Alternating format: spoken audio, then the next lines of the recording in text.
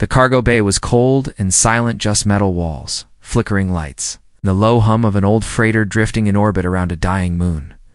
No one should have been there. It was a place for garbage, forgotten tools, and broken crates. But inside one of those crates, something was breathing. Her breath was shallow. Her skin, pale violet with faint glowing patterns, was marked with bruises. She looked like a child, but her eyes, when they flickered open, held the sadness of someone who had seen too much. She wore a torn royal tunic, now stained and ripped.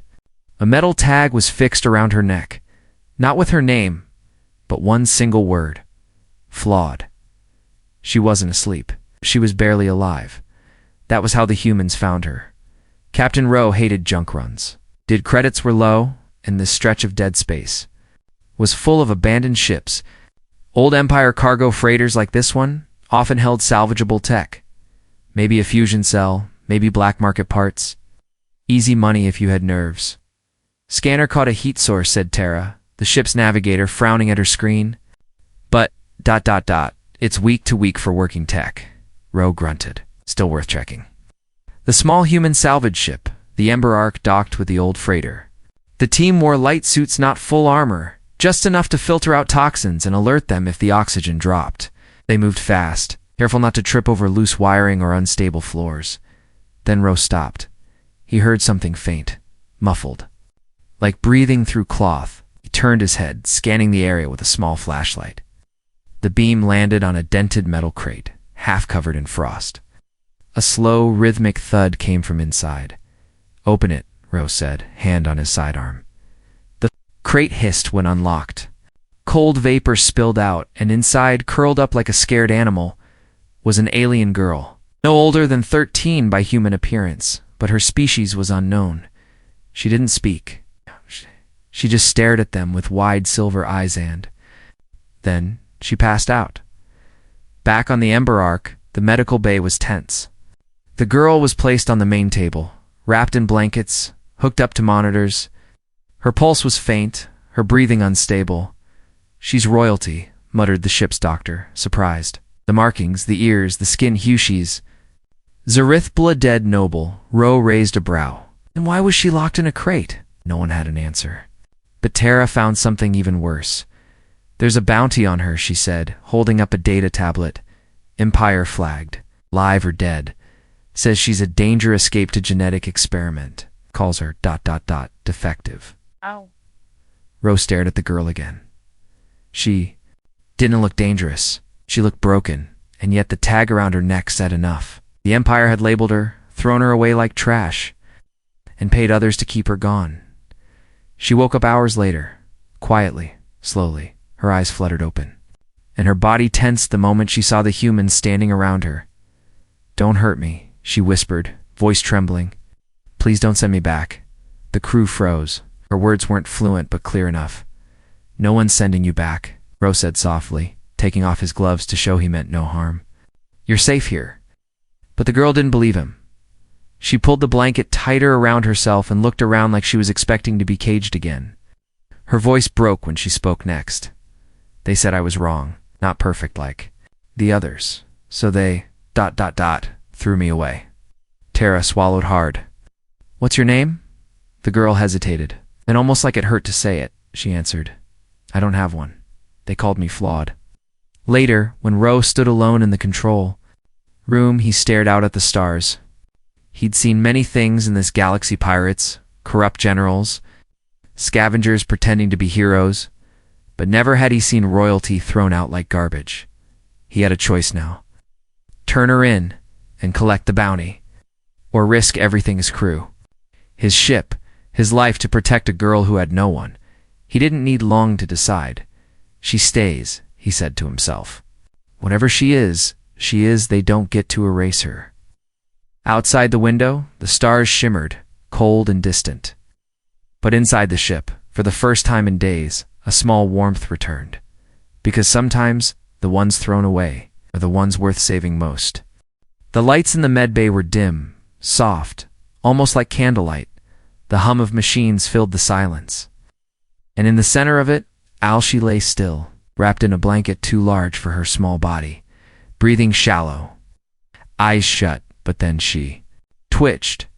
Her fingers moved first.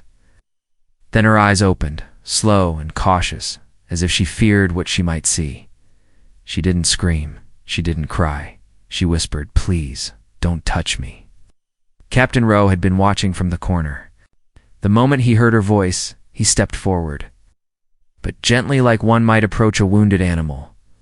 "No one's going to hurt you," he said, voice calm. "You're safe here." She flinched at his words. Her eyes scanned the room, searching for exits, looking for chains. Her breathing sped up. And when Tara, the navigator, stepped closer with a cup of water, the girl shook her head violently. "No, don't. Please, if you touch me, they'll come. They always come." "What do you mean?" Tara asked softly, but the girl didn't explain. Instead, she curled deeper into the bed, as if trying to disappear.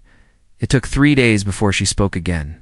In that time, she wouldn't eat unless food was left and the room was empty. She refused to be touched. She barely slept. The crew gave her space.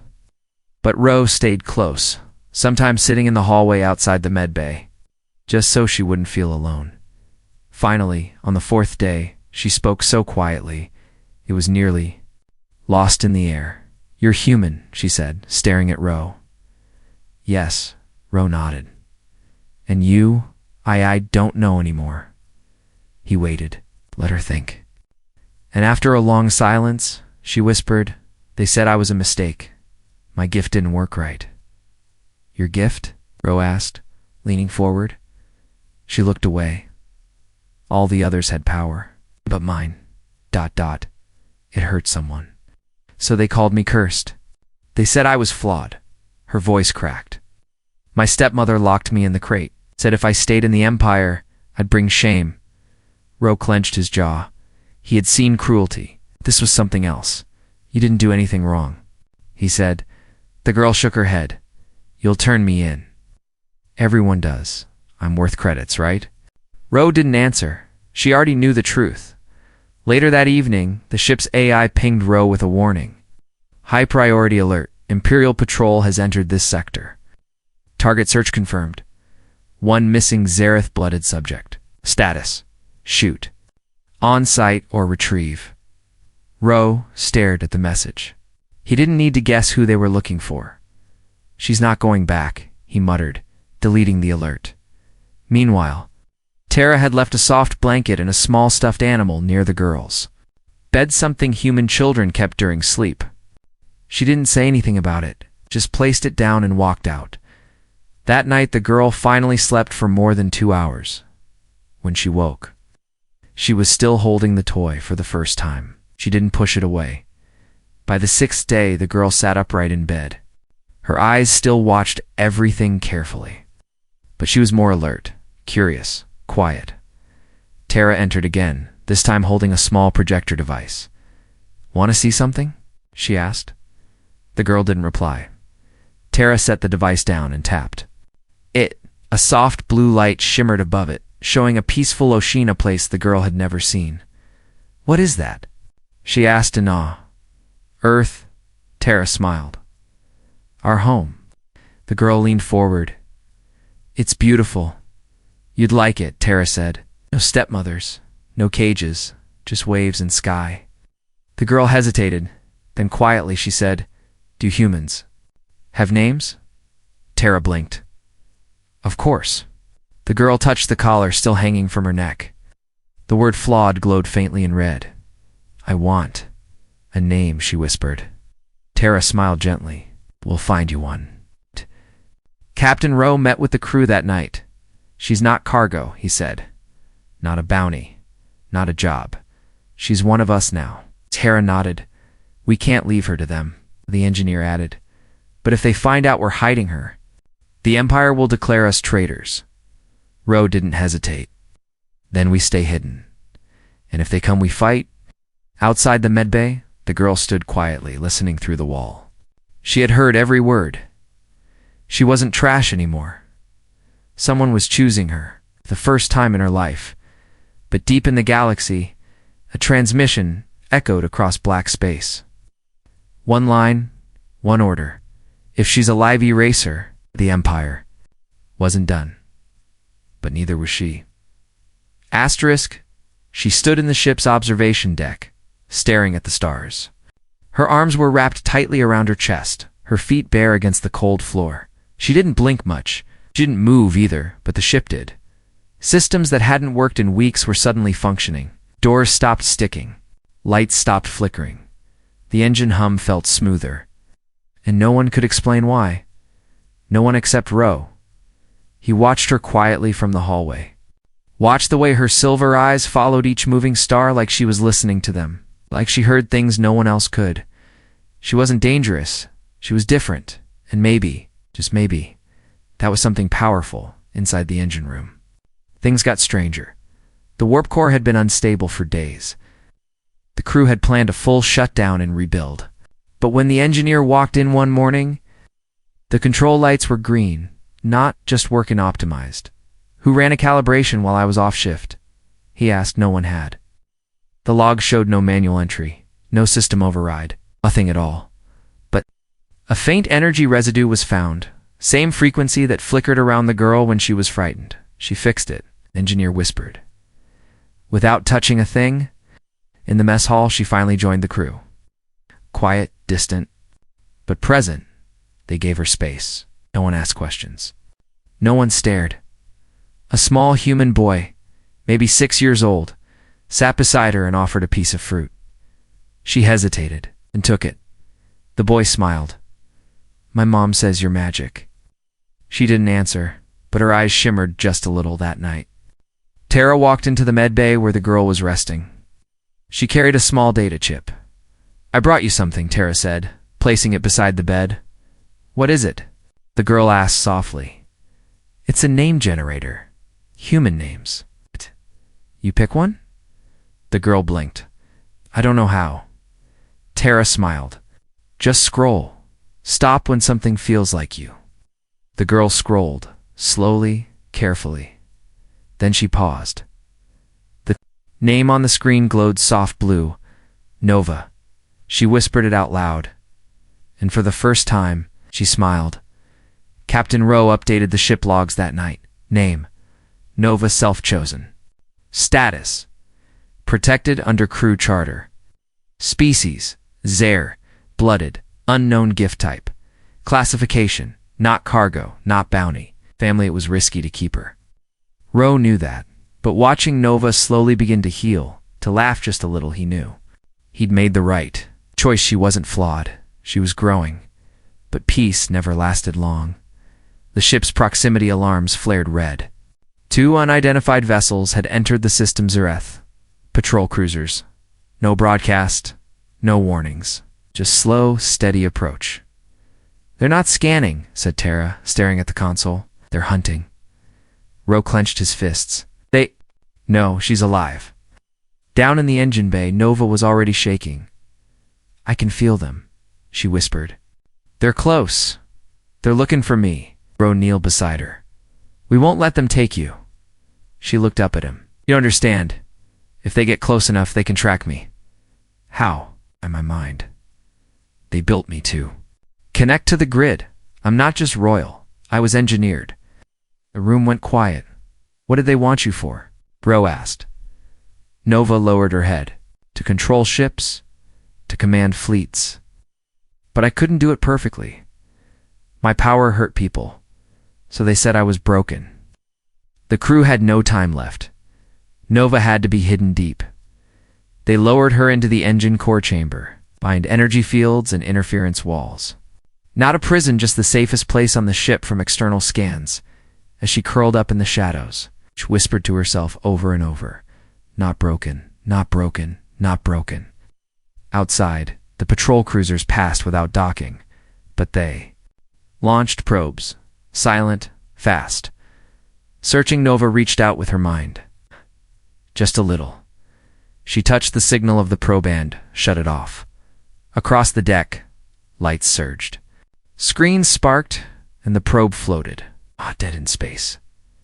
The crew stared in shock. Nova's voice came over the com. I can do it right now. I can shut down more, but only if I'm not afraid. Ro smiled in the control room. She's not hiding. Anymore, the probes were destroyed. The patrols left. For now, Nova climbed out of the engine chamber, tired but smiling. Ro handed her a new ID badge. Welcome to the Ember Arc, Nova. She took it with shaking hands, and for the first time in her life she felt like she belonged. The stars outside the Ember Arc looked calm, peaceful, as if the universe had paused for breath. But inside the ship, tension crackled like a storm waiting to explode. Captain Ro stared at the console screen, jaw tight. Arms crossed, a new message had just come through the black market relay station. A silent ping. No voice. No explanation, just this. Increased bounty confirmed. 500,000 credits.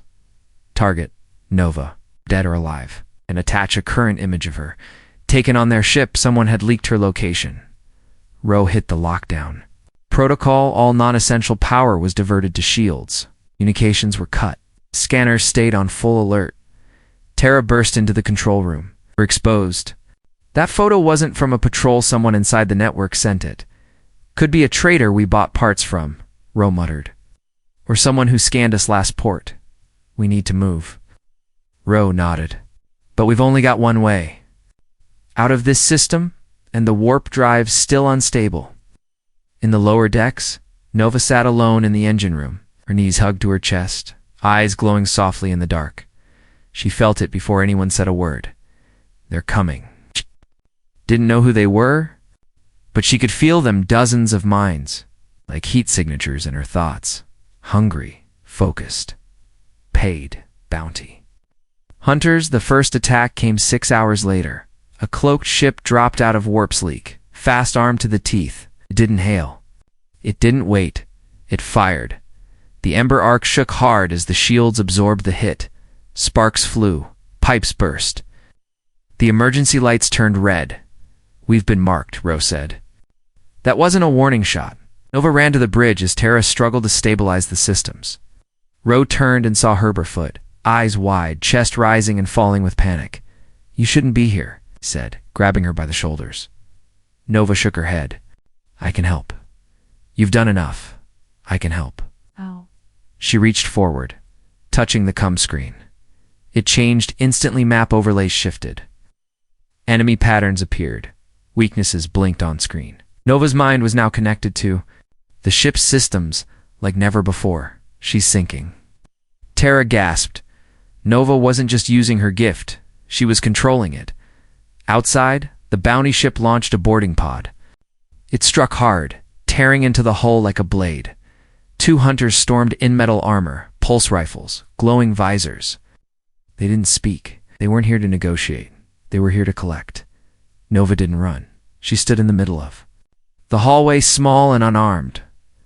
The lead hunter raised his weapon, but before he could fire, the floor beneath him erupted in sparks. The lights surged. A panel exploded above him, sending him crashing into the wall. Nova's voice echoed through the hallway, calm but strange, like it came from everywhere at once. I said, leave. The second hunter turned to run.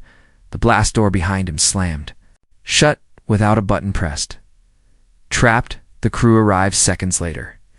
Blasters raised, but Nova had already handled it in the aftermath. The ship limped through a narrow asteroid field, trying to lose any remaining trackers. The hull was damaged, systems strained, but they were alive. Nova collapsed in the corner of the med bay, hands trembling. I didn't mean to hurt them, she whispered. You didn't, Tara said, kneeling beside her. You protected us. What if I lose control next time? Nova looked at her hands like they were dangerous. Captain Ro stepped in, his voice steady. You didn't lose control. You took control. Later that night, Ro sat in his quarters staring at the bounty. Listing, it had been shared across the galaxy. Hundreds of hunters would be after her now. She wasn't a secret anymore. She was a target. But Ro made one quiet change to the ship's internal records. Nova. Crew status updated. Position systems guardian. Clearance level full. He wasn't hiding her anymore. He was counting on her. Back in her room, Nova looked out at the stars again. They used to scare her. The emptiness, the silence. the feeling of being nothing. But now, she felt something else. She had defended her ship, saved her crew.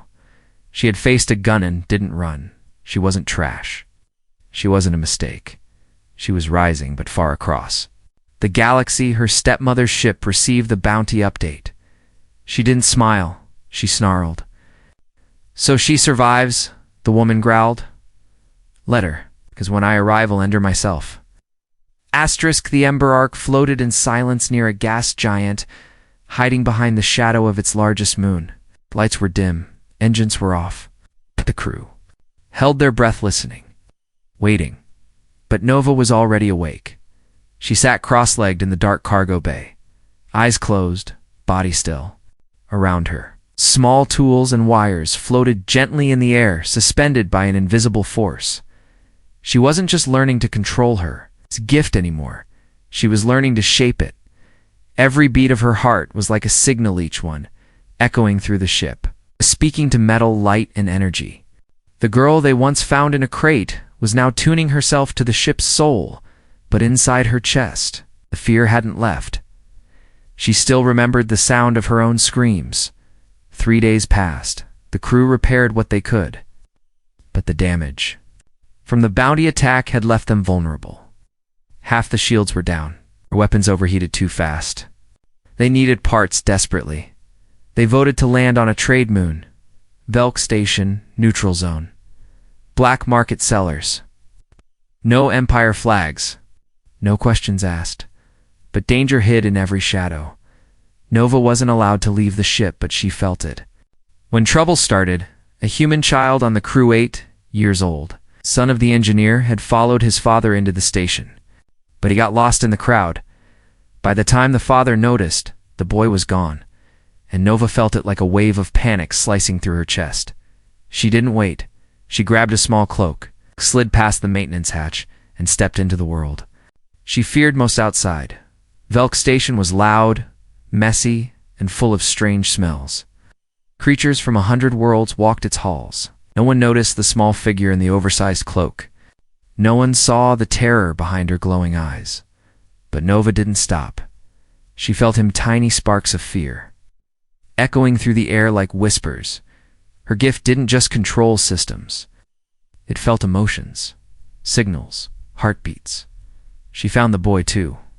Levels down, trapped behind a supply cart, a brute alien towering over him with a shock rod in hand. The man snarled, "You're worth a credit, kid. Your ship's gonna pay." Nova stepped forward without thinking. "Let him go." The brute turned. "Back off, girl." She pulled down her hood, and her silver eyes lit the corridor. Inside the Ember Ark, the ship alarm screamed. Nova's signal just left the hull. Tara shouted. "What?" Ro jumped from his seat. "Where?" Velk's lower level. She's not hiding her gift anymore. She's burning with it. Ro grabbed his sidearm. "Get the crew. We're going in." Back on the station, the brute raised his rod to strike. Nova raised nothing, but the lights exploded above him. Sparks poured from the ceiling. Gravity shifted. Metal screamed, and then every machine in the hallway powered. Down. Total silence. She didn't move a muscle, but her gift roared like a storm. The brute dropped the rod and ran. The boy ran into Nova's arms, crying, "I was so scared." Nova held him tight, whispering back, "Me too." And the crew arrived seconds later. When he saw Nova standing there, cloak torn, holding the child, eyes glowing with fear and power, he didn't scold her. He saluted. "You saved one of us." Nova blinked, but I disobeyed. "Protected family," Rose said. "That's not disobedience. That's courage." Back on the ship, the crew sat around the table that evening, quieter than usual. They'd seen what Nova could do, and for the first time, they weren't afraid of her. They were afraid for her. "She's still just a girl," the doctor said. "But the Empire wants her like a weapon." "She's not a weapon," Rose said. "She's a survivor." Nova sat in her room, knees pulled up, eyes watching a tiny hologram of Earth, blue oceans, green forests, somewhere far away from war. "And bounty hunters." Tara entered, placing a folded scarf in her lap. "It was my sister's," she said. "She was brave too." I think it belongs with you now. Nova held it close. But I'm scared, she admitted. Tara nodded. Good brave. People always are. In the dark heart of space, aboard a black flagship marked with royal insignias, her stepmother received a new report. Nova had been spotted. Again, but this time she had fought back. She's getting stronger, the woman hissed. Fine. Let her. I'll be the one to break her. She turned to her guards. Prepare the enforcer. Her blood created it. Let it return and finish what we started. Back on the Ember Arc, Nova stood at the observation window, watching stars drift like fireflies. She didn't know what was coming next, but for the first time, she felt ready to face it. Not because she had power, because now she had people to protect. Some monsters are born in darkness, some are built in it. Deep inside, a secret Zareth labware light never touched the walls, and no sound escaped. Her stepmother had given birth to something unnatural. It wasn't a soldier. It wasn't. A machine. It was a shadow stitched from flesh, metal, and Nova's stolen DNA. It had her face, her blood, but none of her heart. It was called Erisevona, a name that meant nothing to anyone but one person, the Empress who had branded Nova flawed. And now, Arizavan had been awakened. Its only command, track her, find her, erase her. Back on the Ember. Arc Nova stood in the engine bay, eyes closed, hands resting gently on the pulse core. Her heartbeat synced with the hum of the ship, as if she was part of it now, but something was wrong. The hum stuttered. Like the ship itself flinched. Nova opened. Her eyes, gasping. I felt something. Cold, she whispered. Something that knows me. But it's not me. Ro and Tara rushed to the console. Unmarked ship detected. No signals, no heat signature, no engine trail. But it was there, hovering just outside sensor range. Watching, waiting suddenly. Every screen aboard the ship turned black. A single image appeared, her face. But twisted, blank eyes, mechanical veins. Tara stumbled back. Is that Nova? Nova stared, frozen. No, that's what they made to replace me. The screen flickered. Then a deep, hollow voice spoke. Flawed model detected. Correction protocol activated. Then silence. Ro didn't wait. Battle stations, he shouted. Seal the ship. Charge weapons. This isn't a bounty hunter. Something worse. In the halls, Nova stood trembling. Era 7, she whispered. They took my DNA. Built a version of me without fear, without mistakes, without feeling. You mean they made a copy? Tara asked. Nova shook her head.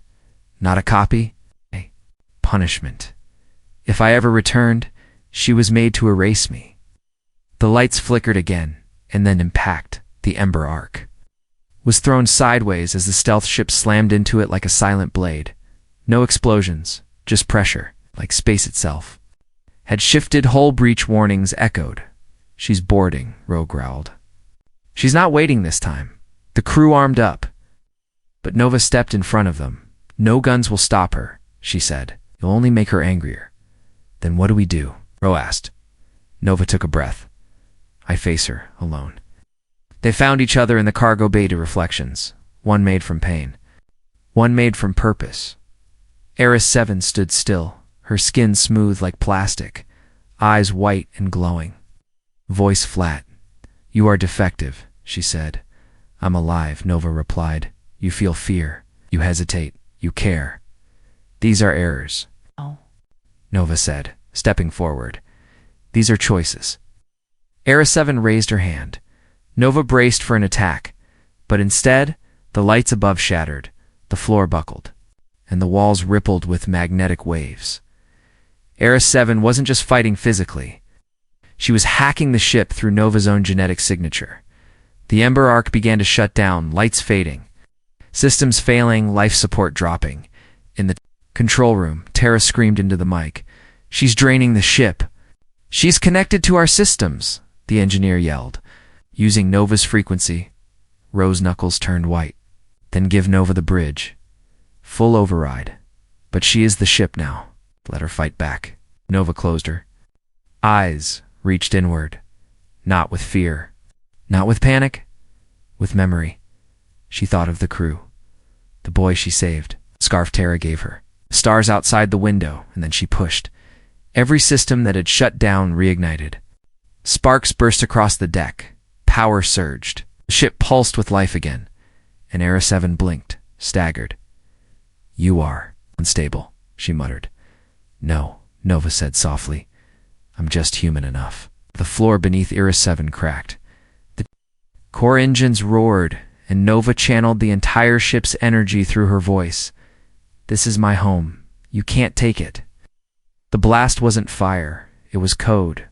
A pulse that hit Arizifin not like a weapon, but like a mirror. Arizifin's body trembled. Her systems overloaded, and for a brief second, her face so empty before witched. A flicker of emotion. Regret? And then she collapsed. The cargo bay fell silent. Smoke sparks. The faint hum of victory. Nova dropped to her knees. Exhausted. Tears streamed down her cheeks, not because of fear, but because she had won, not just the battle, but the right to exist. Ro and the crew found her there, surrounded by the wreck of a monster built in her image. He kneeled beside her, wrapping a blanket around her shoulders. "You didn't just fight her," he said. "You freed yourself." Nova looked at her own shaking hands. "She was everything they wanted me to be," she whispered. "I destroyed her." Tara stepped forward. "You didn't destroy her. You chose not to become her." Far away, the Empress screamed in fury, but her weapon was gone. Her control shattered. Nova had survived every chain, every label, every scar, and now she was rising. Asterisk, there was silence, not the kind that comes from fear or emptiness, but the kind that follows after a storm has passed. Smoke still curled through the ship's cracked walls. Sparks flickered in broken wires. The Ember Arc was damaged, yes, but still alive, just like Nova. She sat on the floor of the cargo bay, breathing slowly, holding her knees. Her hair was a mess. Her arms were scraped. Her cloak was torn. Her heart was tired, but her eyes, those silver eyes, burned with something new. Not pain. Not fear. Power. Across the galaxy. Something strange began to happen. The encrypted footage from the Ember Arc the moment Nova faced her clone. The moment she overrode a living weapon was leaking.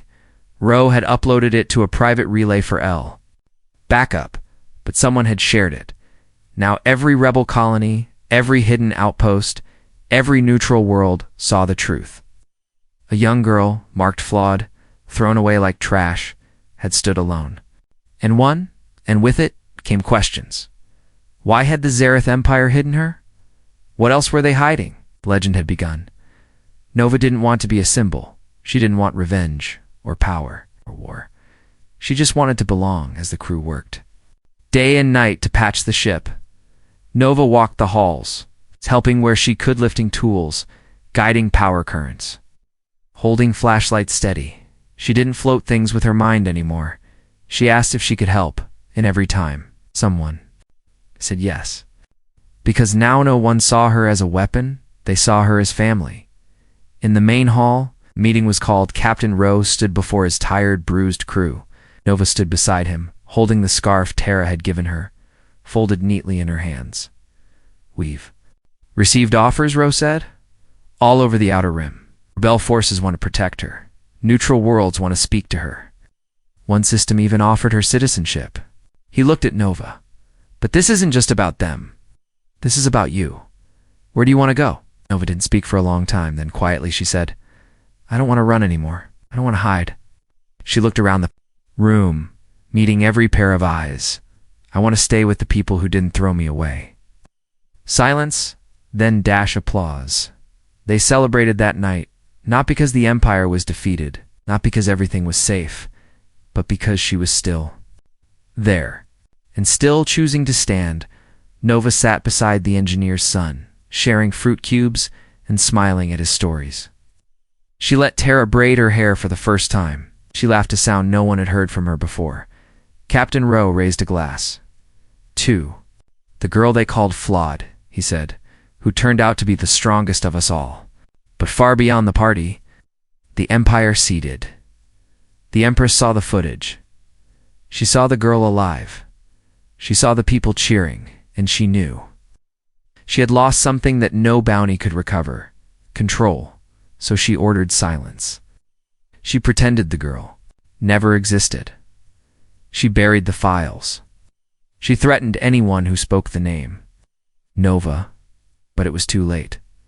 Whispers traveled across the stars. The flawed one lives. She's not a weapon. She's a light. She can survive them, so can we. A year passed. Nova no longer flinched when someone touched her shoulder.